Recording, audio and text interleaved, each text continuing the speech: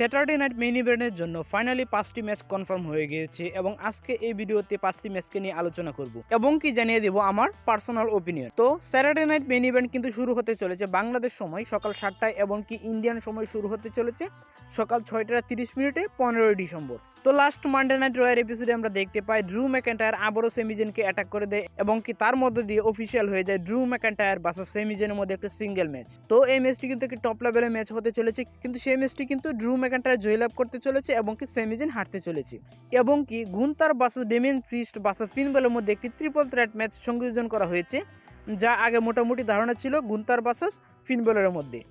তো last royal এপিসোডে আমরা দেখতে পাই 3 জনের মধ্যে একটি ট্রিপল থ্রেট ব্রল বা ফাইটিং মুভমেন্ট। তো সেখান থেকে ফাইনাল হয়ে যায় গুন্তার, ডেমিয়ান প্রিস্ট এবং কি ফিন বেলের মধ্যে একটি triple threat match world heavyweight চ্যাম্পিয়নশিপের জন্য এবং এই ম্যাচটিতে আমার ধারণা জয়লাভ করতে চলেছে গুন্তার এবং কি ইয়ো স্কাই অ্যান্ড লিভ মর্গানের মধ্যে একটি সিঙ্গেল ম্যাচ হতে চলেছে ওয়ার্ল্ড হেভিওয়েট চ্যাম্পিয়নশিপের জন্য ওমেন্সদের মধ্যে। তো সেই ম্যাচটিতে আমি বলতে চাই নিঃসন্দেহে জয়লাভ করবে লিভ মর্গান এবং কি আমরা দেখতে চলেছি ওমেন্স ইউএস চ্যাম্পিয়নশিপের জন্য একটি সিঙ্গেল ম্যাচ। তো এই ম্যাচটি স্ম্যাকডাউনের জন্য আমাদেরকে অপেক্ষা করতে হবে, কেননা সেই ম্যাচটিতে রয়েছে দুটি match, Bailey versus Chelsea green এবং কি টিফিন স্টেশন অ্যান্ড মেচিন। তো এই ম্যাচগুলোতে যারা জয়লাভ করবে তারা কিন্তু চলে যাবে স্যাটারডে নাইট মেইন ইভেন্টের জন্য ওমেন্সদের মধ্যে একটি ফাইনাল ম্যাচে।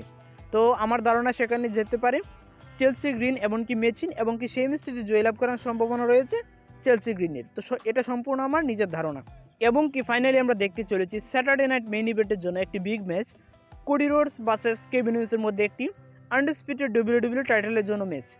তো এই ম্যাচটির জন্য ভালো একটি স্টোরি লাইন আমাদেরকে ডাব্লিউডব্লিউ উপহার দিয়েছে। তো কোডি রোডসের আমার মনে হয় এটা সর্বোচ্চ বা ভালো একটি স্টোরি লাইন ছিল কেভিন ওয়েন্সের মাধ্যমে। তো আমার ধারণা সেই ম্যাচটিতে কোডি রোডস তার টাইটেলটি নিজের কাছে রাখতে সক্ষম হতে পারবে। তো আজকের ভিডিও এই পর্যন্তই। আমাদের চ্যানেলে নতুন হয়ে থাকলে অবশ্যই লাইক, কমেন্ট এবং কি সাবস্ক্রাইব করে পাশে থাকবেন। ধন্যবাদ সবাইকে।